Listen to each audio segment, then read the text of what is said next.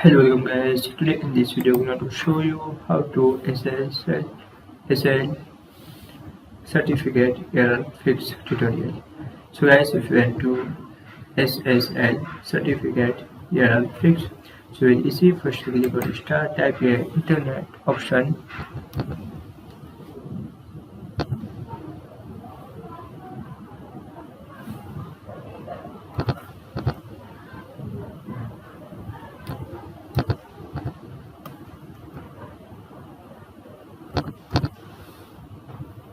click on internet option.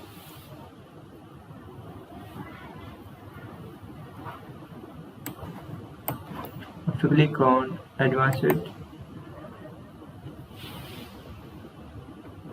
scroll down,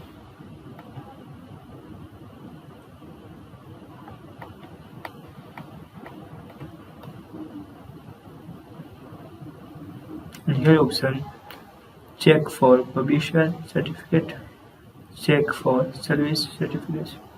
So uncheck this box, click on apply, click on OK. And guys, after again click on internet option,